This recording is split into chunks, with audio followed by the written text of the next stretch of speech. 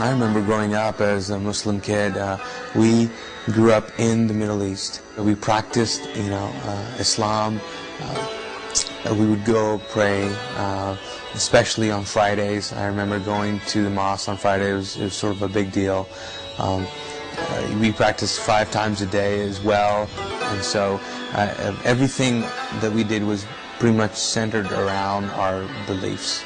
And I remember growing up in that culture, wanting a relationship with God, but knowing that this was it, that this was the religion that you go through, that Allah was the God that I served, and that Muhammad was his prophet.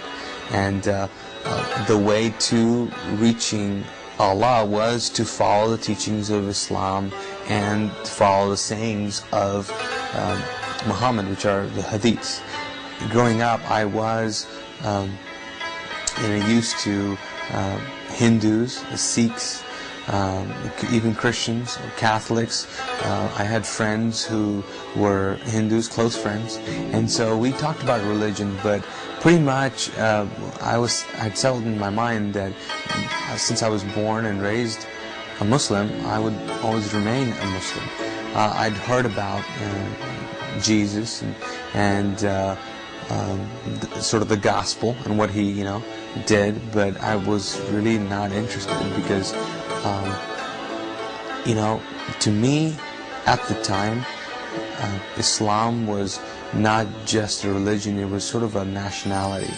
That's who I was, and so it would be ridiculous for me to even consider changing my nationality, even though I did have reservations about certain teachings. The thing about Islam is that it really discourages questions. Questions and doubts are, not having enough faith, and so that was discouraged.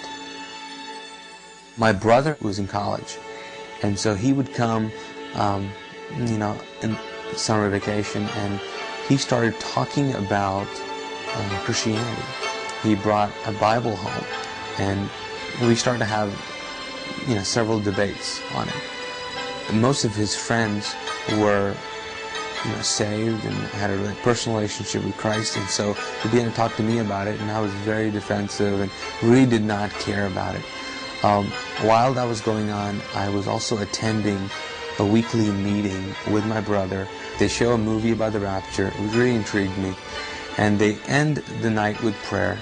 And as they close, I'm sitting in the back, and I flippantly say a prayer, which was pretty,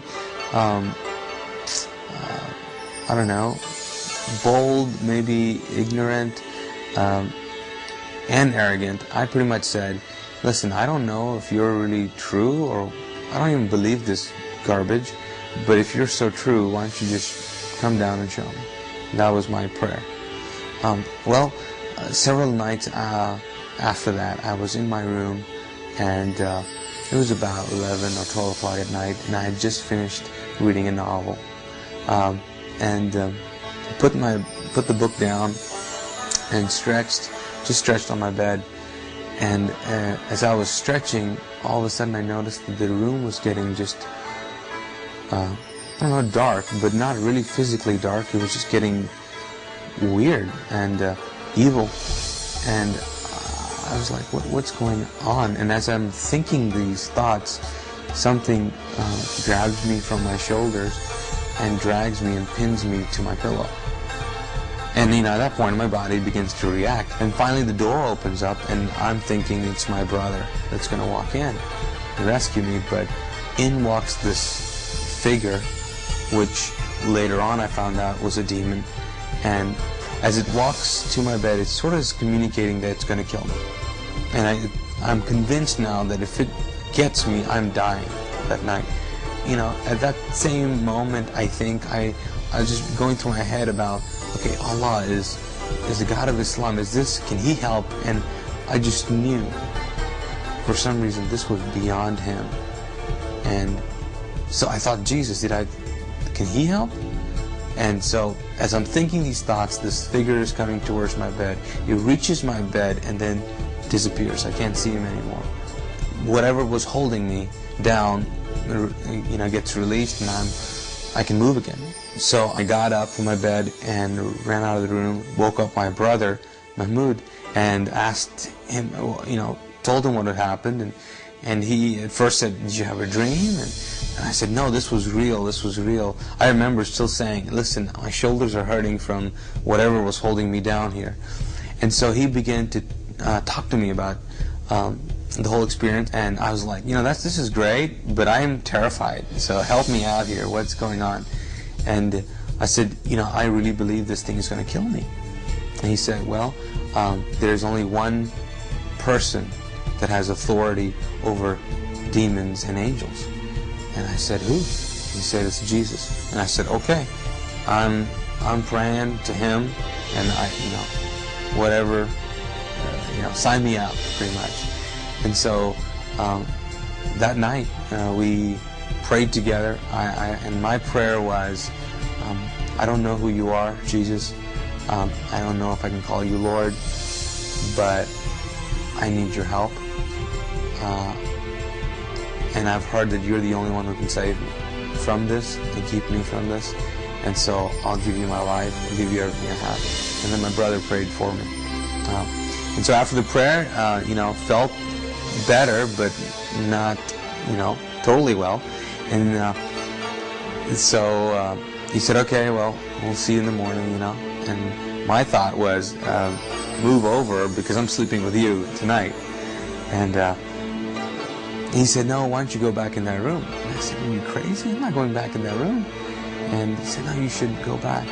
He said, you're going to trust Jesus, so go back in that room. So I go back to the room and I turn on all the lights, take this Bible that my brother gave me, and so I'm reading it. It's, he told me to read John, so I'm reading John, but all of a sudden my body begins to shake uncontrollably, and I'm going, oh no, here we go again.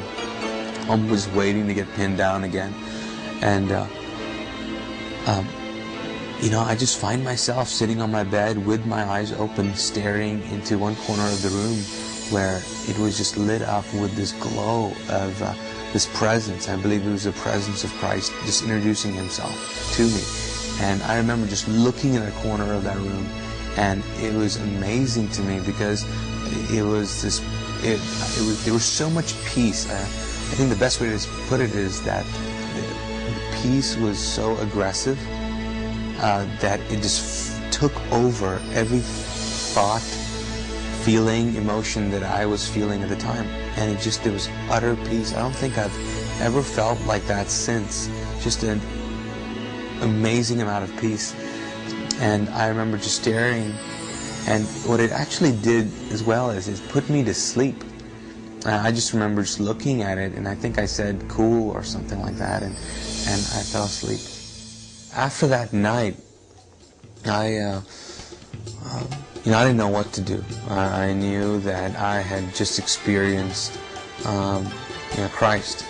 And so I remember having conversations with my brother about salvation, and saying the sort of the, going through the Romans road, or the prayer which talks about, believing and accepting and confessing that Jesus is Christ, Lord.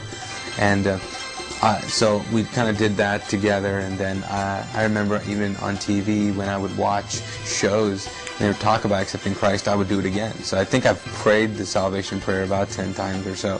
Just wanted to make sure. But it's radically changed my life. I think my life has been different, but my thoughts have been different now too. My views on God have radically changed. In the past, God was a far-off God in Islam, not really relational. You kind of just did the deeds, and you're in hope for the best. Even now, if you ask a Muslim, if he's going to heaven, he would say he doesn't know. It all depends. And they just say, inshallah, which means, God's will, by God's grace, will happen. And but now it's very different. I know I have the assurance of faith now. Before, I thought that you had to do a certain amount of things to get closer to God. Now, I cannot get any closer to God. Now, my intimacy with God can grow, and my love for him can grow, but as far as he's concerned, he's as close to me as he's going to get. I think that people long to be intimate and long to have people to know them and really know them.